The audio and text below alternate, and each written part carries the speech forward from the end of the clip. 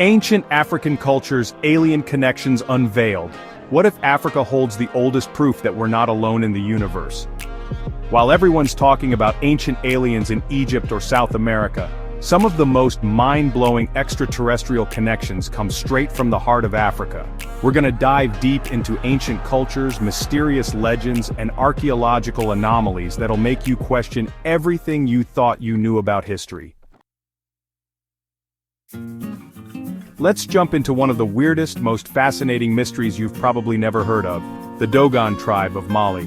These people live in the cliffs of West Africa, and they have stories, ancient stories about visitors from the sky. They say these beings came from a star called Sirius B. You know, that star you can't even see with the naked eye? Western scientists didn't even know Sirius B existed until the 1970s. They discovered it using some pretty advanced telescopes. But the Dogon? They've been talking about it for centuries. And not just talking about it, they knew details. They knew it was small, incredibly dense, and moved in an elliptical orbit around Sirius A. That's exactly what modern telescopes have confirmed. So how did this remote tribe, with no telescopes, no tech, and no access to modern science, know things that should have been impossible? Well, according to the Dogon themselves, they were told. By who? By sky beings called the Namo. They described them as half-fish, half-humanoid entities who descended from the stars in something that looked like a fiery vessel. A fiery vessel coming out of the sky making a huge noise? It sounds a lot like some of those UFO sightings people report today. Head down to Zimbabwe and you'll find the ruins of Great Zimbabwe.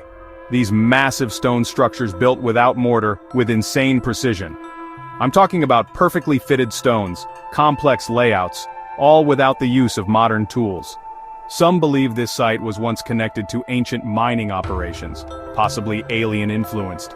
Local legends say that gods came from the sky and taught the ancestors how to extract gold from the earth.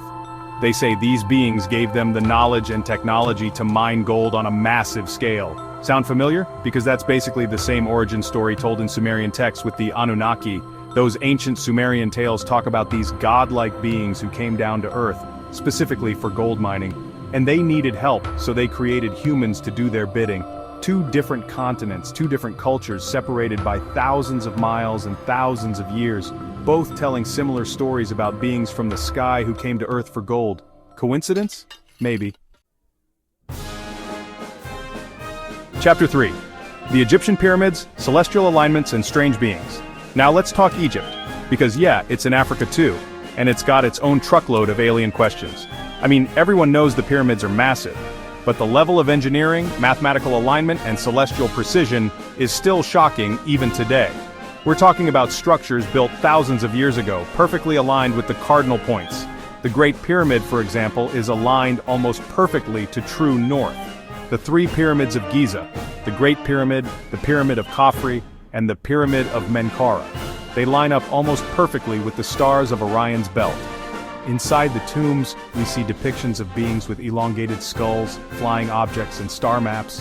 Are these symbolic, or were ancient Africans trying to record real encounters with beings that were not of this world? You've got these incredible structures, advanced knowledge of astronomy, and then these depictions of strange beings and objects.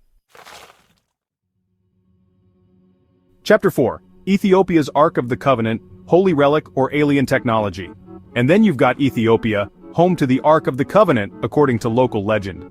This isn't just some dusty old chest, man. This is the Ark of the Covenant we're talking about, the one that housed the Ten Commandments, the one that was said to have incredible power. Some researchers believe the Ark wasn't just a holy relic but a kind of advanced technology. They point to the descriptions in the Bible, how it was said to be capable of great destruction, how it could even level mountains. Could this be evidence of alien technology being passed down to humans? The idea that the Ark of the Covenant, this sacred object, might actually be a piece of alien tech is wild, man. Chapter 5. Connecting the Dots, the African Alien Connection. Across the African continent, you've got stories of sky beings, advanced knowledge, strange technologies, and impossible precision. We're talking about cultures separated by vast distances yet sharing remarkably similar stories. And most of these stories? They go way back, before colonization, before global communication, before anyone could be influenced by the outside world. These stories are deeply ingrained in their cultures, passed down through generations. So, what's more likely? That dozens of African tribes just happen to make up the same kinds of stories about beings from the stars? Or that something actually happened, something we don't fully understand? The consistency of these legends, the knowledge that predates science, the symbolism that matches stories from across the globe, it's too much to ignore. And yet, it's been ignored. Because let's be real, ancient African civilizations haven't gotten the same spotlight in these alien theory conversations. Outroad, the truth is out there, start in Africa. It's crazy, right? We spend so much time looking at the stars, looking for signs of life, but what if the answers have been here on Earth the whole time? We need to start paying attention to these stories, to these ancient cultures, because they might hold the answers we've been searching for all along. So next time you hear someone talk about alien pyramids or ancient gods from the stars, ask them if they've looked at Africa.